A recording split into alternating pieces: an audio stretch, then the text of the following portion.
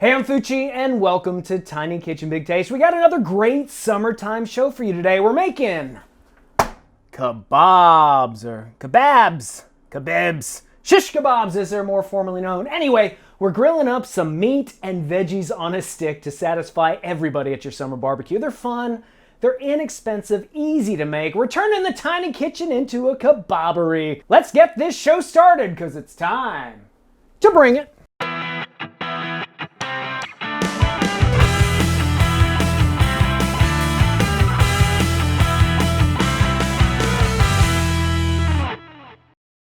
So what you're gonna need is a boneless, skinless chicken breast, orange juice, soy sauce, olive oil, green bell pepper, red bell pepper, an onion, garlic powder, onion powder, salt, and pepper. You'll also need a cast iron grill pan or backyard barbecue grill, skewers, a gallon-sized Ziploc bag, and a sharp knife.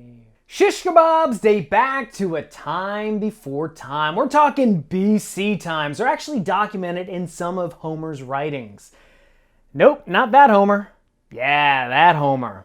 Anyway, fast forward to modern times. We're talking like several hundred years ago, and kebabs in the culinary sense became a thing when Turkish soldiers began grilling meats on spits during battle.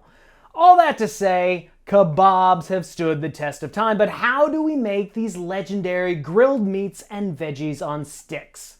Well, we start by soaking those sticks in a bucket of water because they'll absorb some of the water that will keep them from burning when we throw them on the grill. And while they're soaking, we can get started marinating our chicken breast. We're gonna cut our chicken into cubes. Cut a vertical strip on the chicken breast.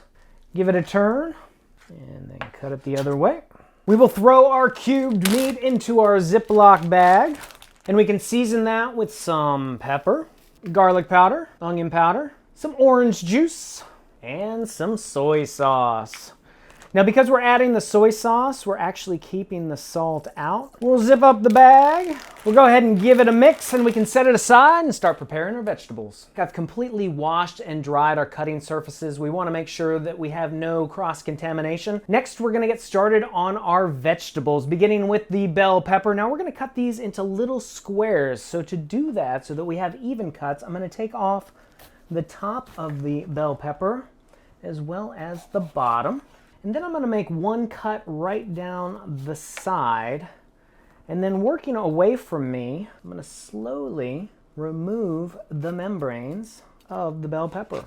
Voila, a perfectly squared off bell pepper. Now I'm going to cut this right in half. We'll give it a turn and cut off 1 to 1.5 inch segments, and we can place it onto our plate. We're gonna do the same with the red bell pepper. And finally, our onion. Now I'm gonna take off one end of the onion and then the other end.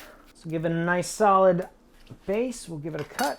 We'll peel back the outer paper, and I'm gonna cut it once in quarters. Then we can separate the segments and place it on our plate. We can start building our skewers. Now I'm actually putting the meat and veggies on separate skewers. The reason I'm doing that is threefold. First, sometimes you have vegetarians at the barbecue, so it keeps the meat and the veggies separate. Second, it keeps cooking times consistent. Chicken cooks all at the same time, the veggies cook all at the same time. And third, it allows a good charring on the chicken. Sometimes when you alternate chicken vegetables, the vegetables are a little bit wider than the chicken, so the chicken doesn't actually touch the grill, and we want those great grill marks. Starting in the fleshy part of the green onion, I'm gonna pierce it with the skewer.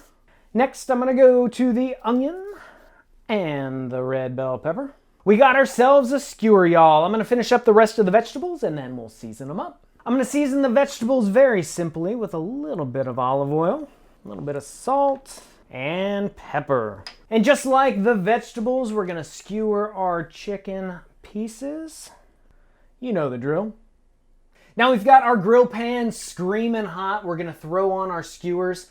Now, if you've got a backyard barbecue grill and you have the space, you can throw them on about the same time. The vegetables do take a touch longer, so you might throw those on first. But we've got a tiny kitchen. We've got a smaller pan, so we're gonna work in a couple of different batches, beginning with the vegetables. I'm gonna throw in a little bit of olive oil into the pan, and then throw on our skewers.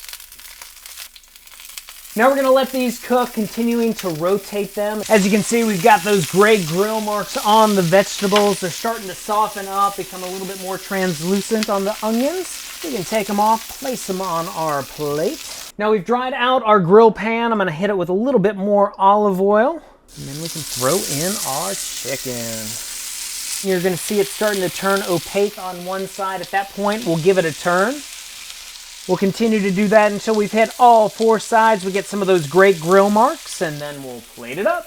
So check this out. I served it on a bed of rice, threw a piece of pita bread on the grill, got a few grill marks on there. Hey, go get the recipe for this. It's available on our website. You can also check us out at Facebook, Instagram, and Pinterest.